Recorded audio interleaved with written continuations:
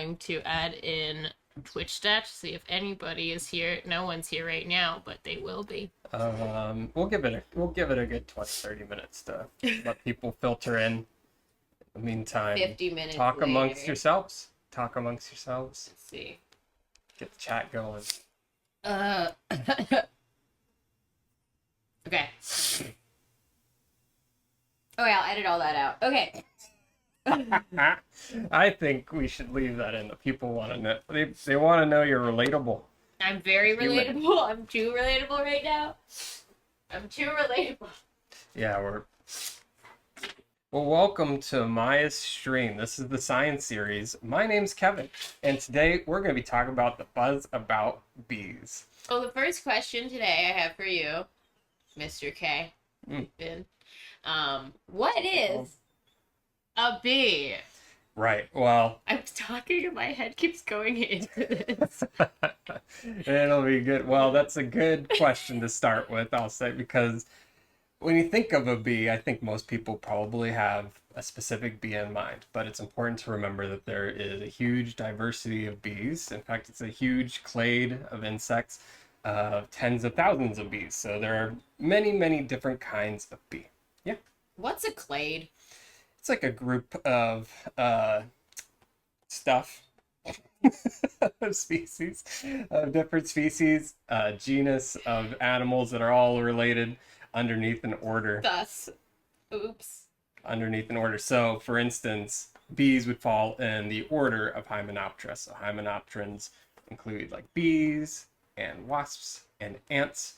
But wasps and ants aren't bees, only bees are bees. So there's a whole clade of different genre of bees that fall together that are not wasps, they're not ants, but they're all hymenopterans. So bees, if you're ever confused between a wasp and a bee, I think that's a pretty common confusion. Just look for an itty bitty waist, get a tiny little thing in between the abdomen and the thorax, the two different parts of an insect's body, and there'll be a tiny little petiole, little tiny waist in between.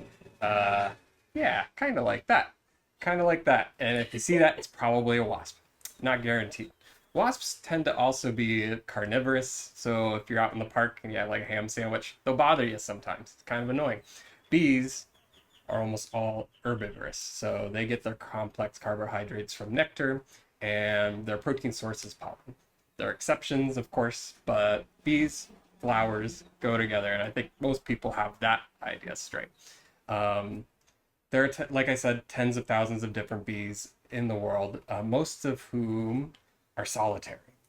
They're pretty antisocial, introverted, so we call them solitary bees. They only interact with other bees when it's time to mate, and otherwise they don't work together. They don't live together, and these bees live their whole lives foraging, laying eggs, building homes, all on their own. So some examples of these types of bees might be like mason bees, which like to make their homes in the crevices of stone walls, or carpenter bees that can actually carve out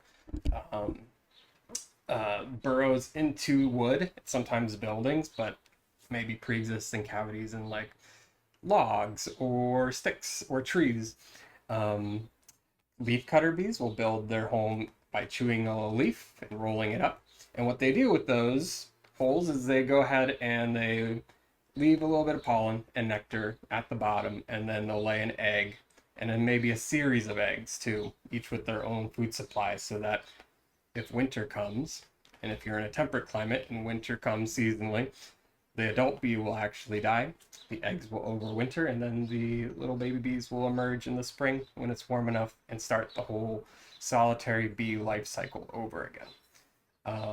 So the vast majority of bees in the world are solitary bees. Not many people notice them. You might hear in Hawaii, if you happen to be in Hawaii, you might find carpenter bees, which are large black bees. The males are orange. We do have some leafcutter and mason bees as well. We also have this tiny little bee called a hylaeus, which is just a few millimeters long, hard to see, but also a solitary bee that will make its burrows in the little pukas of coral or holes in logs or sticks in the forest. So that's the vast majority of bees. They are antisocial, they're solitary. I think what most people think about when they're bees are either honeybees or bumblebees.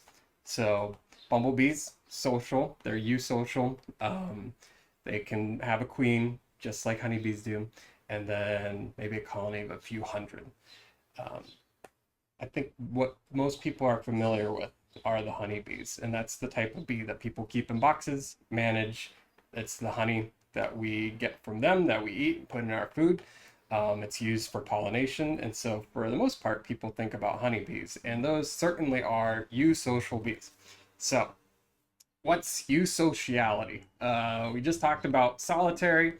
Some species like us, we're pretty social. We live in groups. We like to talk to each other and hang out or do talks or streams. Um, Bees and ants and some wasps are eusocial, meaning they cannot exist on their own. They cannot survive independent of the group.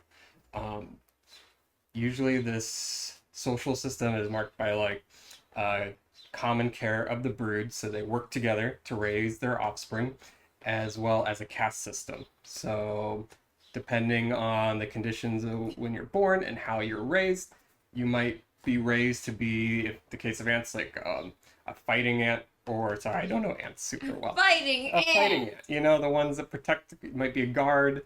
You might be a forager.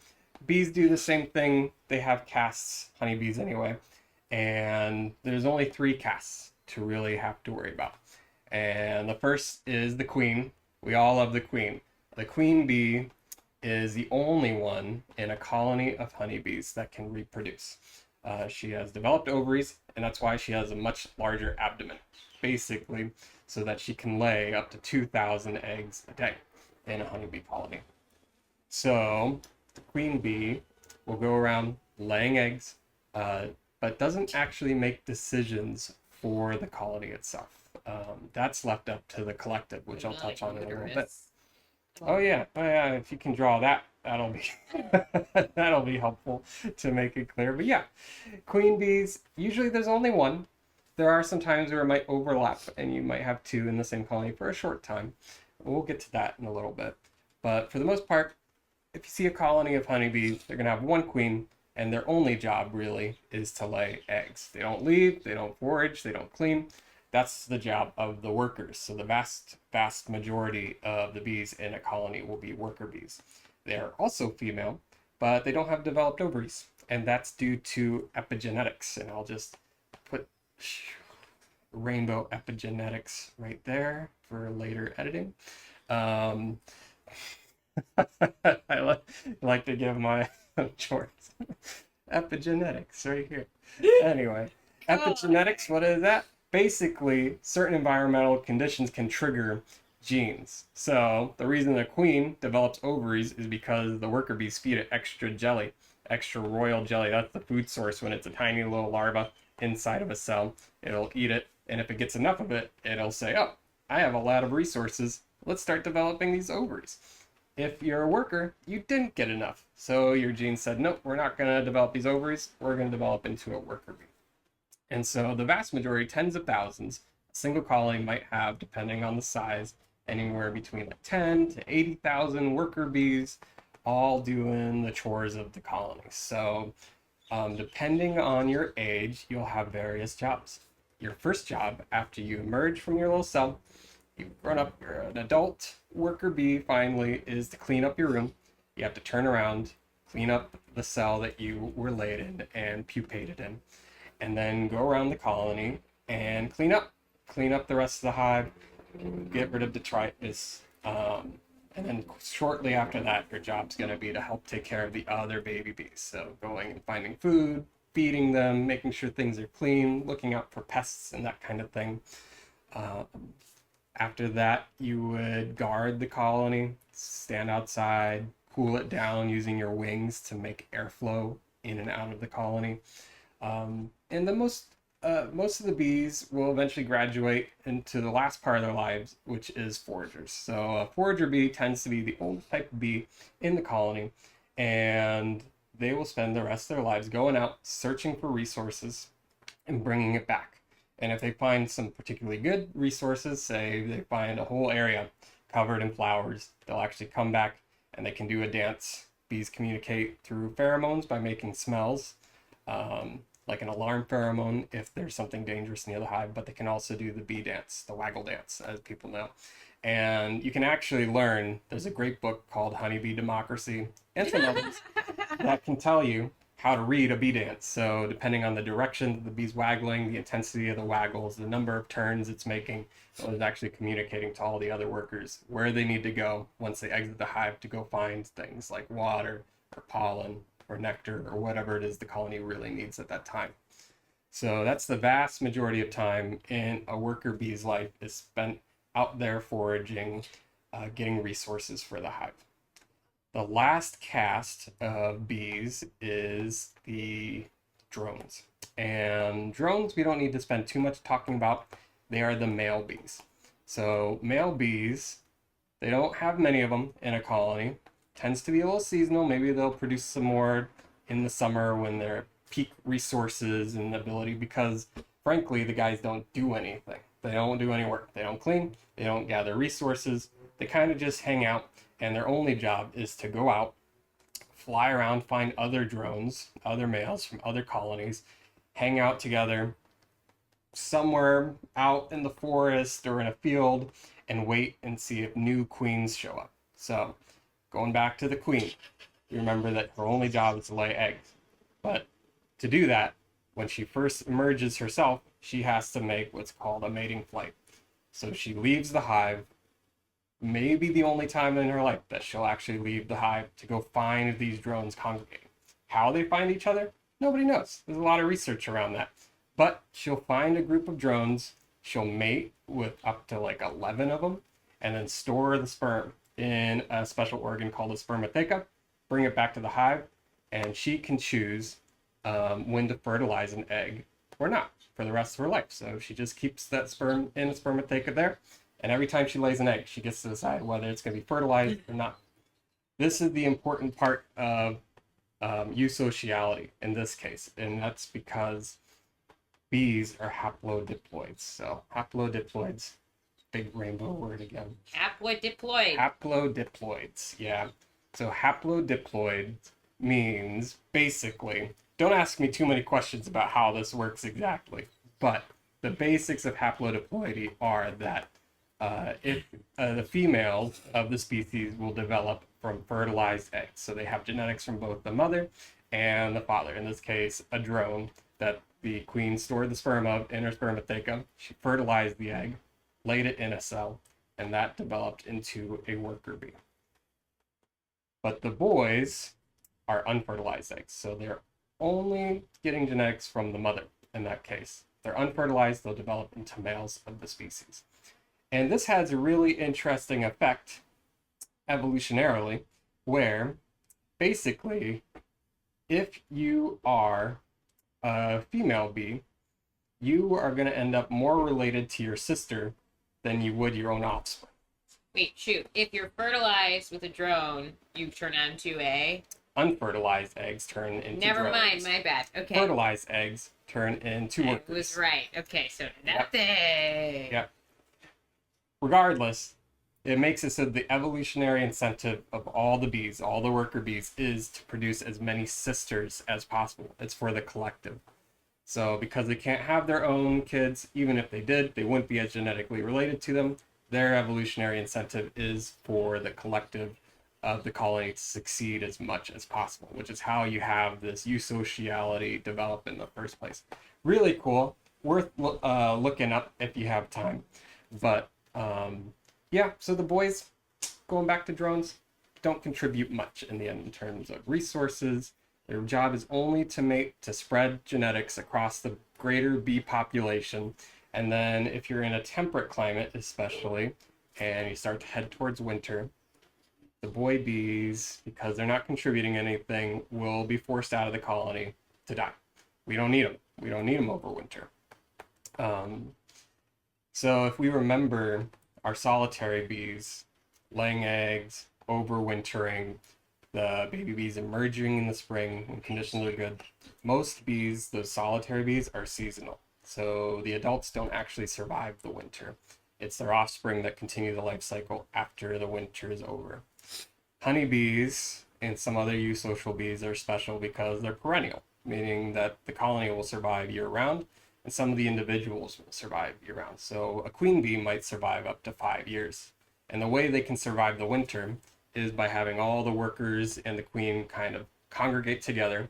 They have all those stores of honey and pollen that they got during the working season. They can feed off of that and cluster up together to create a warm ball so that they can wait out the cold, and when spring comes, they can start working again. The male bees don't go through this process, obviously, and the workers who start the winter, a lot of them won't make it through, but they'll still have enough workers at the end to restart. Normally, a worker would only live about a month during the working season because their lifespan is determined by the amount of work they have to do. So if you're a worker bee in the summer, you're out there working every day, you might only live 4 weeks. Whereas in the winter, if you're just clustered up there with the queen, keeping things warm enough to restart in the spring, then you might live up to 3 months because you're not doing that much, you're not moving, you're just trying to keep things warm. So in temperate climates, that tends to be the cycle, and that has a lot of implications for management. So honey beekeepers are very aware of this process, right? How to manage how bees build up those stores going into winter. And as they build up those stores of honey and pollen, we can take some because we can feed the bees something that will work for them, like sugar water, or just enough honey so that they can survive and keep going where we get the extra. Okay. In the case of a tropical climate, it's a little different, right? So tropical climates, the queen's going to lay eggs all year round. There's not really going to be an overwintering cycle. Things are kind of continuously happening. And so beekeepers can manage to take a little bit at a time. But that's why, in general, because bees are native, honeybees, I should say, are native to Africa, Europe, and Eurasia. And the bees we tend to use for honeybee keeping are European honeybees. So they're used to having that temperate cycle. And what that's caused them to do is they will build up large stores of honey and pollen because they think they have to get ready for a winter season, right? And that allows beekeepers to take extra, regardless of what climate they're in, to take the extra so that we can use it, sell the honey, and sell the pollen. However, the honey is only a small part of why we keep honeybees. Honeybees are kept, especially in North America, because you can move them around, right? You have this eusocial insect all living together with tens of thousands of bees inside a box. And what you can do is you can actually close up that box and move all those bees somewhere you really need it. So if you're in California and you have a almond grove and you need tens of thousands, literally billions of bees in the end for all the almond groves that all flower at one time a year, there's only one way to get enough pollinators to pollinate all those flowers so that we can have all those almonds, and that is to move in boxes and boxes of these honeybees. And so what a lot of people are surprised by is that, like, there's a whole seasonal cycle in the United States, at least. It's pretty unique in the world, where people pack up their bees in boxes, put them on trucks, drive to California, have them work there for a season, box them back up, move across the country, maybe up to Washington for apples in the fall, or wildflowers in Montana during the summer, and this kind of cycle across the states to pollinate different crops. That's the main reason that we have actually spread honeybees. It's not so much for the honey, but rather because they're very useful for pollination, right? 1 in 3 food products that we eat, or 33%-ish of the food that we produce, needs pollination. So these bees being moved across the world and moved across the United States in this case, it's a really good, easy source of pollinators. We're going to touch on a little bit of the controversy around that in a second. But that's the main reason Europeans, have brought honeybees around, because it works really well for our current agricultural systems. So in a place like Hawaii, where I'm at, there were no honeybees. In fact, there were no honeybees in all of the continent, North and South America. No honeybees in the Americas. Again, they're native to Asia, Africa, Europe.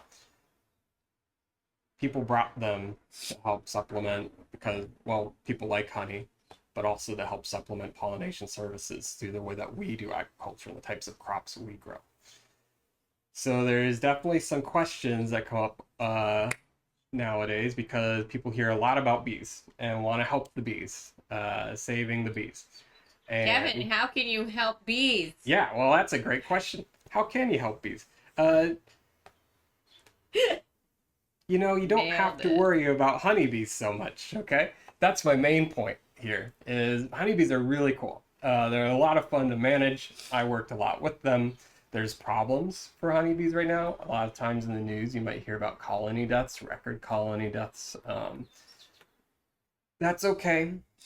It's a problem given our current agricultural systems, but there's a lot of good beekeepers working on it, researchers, and there's more honeybee colonies right now on this day than there have been honeybees in the whole history of the earth. So we're pretty good at producing and keeping up these numbers of honeybee colonies despite the losses.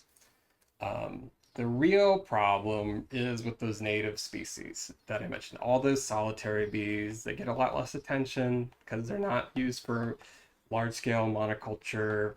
They're not used to produce honey. They're just tiny bees, sometimes big bees, but they're living alone, right? Not in colonies. And they're probably the ones that need the most help because they've suffered a lot of habitat loss. You can think of all the buildings and cities we built, roads we've made that cut off their pathways towards and fragment their habitat, as well as just land being transformed from forests, from natural prairie into farmland. So because there's not as many diversity of resources in a farm setting, a lot of those native bees, those solitary bees, can't survive. So when it comes to helping or saving the bees, we're seeing a mass extinction of the diversity of bees. So all the different kinds of bees that we don't think about as much when we think about honeybees, right? Those carpenter bees, mason bees, leafcutter bees, a lot of ground-dwelling bees, they're losing habitat and they're losing resources. So the number one way that people could help is not so much with getting a beehive, because I hear that a lot. That's a fun hobby to have honeybees. You can have a beehive, but it's kind of the same as, having chickens or cows. It's great agriculturally, it's fun. It's good for local food production and is helpful in some ways. But at the end of the day, it's not helping our ecosystem the same way that helping and propping up all those native species of bees, right? Because they have a coevolutionary relationship with the plants and other animals in your region. So there's a great website of an organization called the Xerxes Society, and they have lists of native plants to your region that are going to support pollinators that are native in your region. So I always recommend them. They've been doing a lot of great work to provide people with how you can garden, even if it's just like a potted plant on a lanai or a patio space. You can plant something that's native or at least helpful for those native species to find resources. And in general, just conservation work across the board is going to help, right? Habitat restoration is going to help our bees. And thankfully, as charismatic species like bumblebees and other bees, there are organizations that are cropping up right now across the country, like in Washington State, Oregon, California, called Native Bee Societies. They're getting popular, and if your state has one, you should join it, because that's organization's mission will be to advocate for and teach about ways that we can support native bees specifically, right? By doing that, we can support greater conservation efforts and preserve biodiversity in these regions.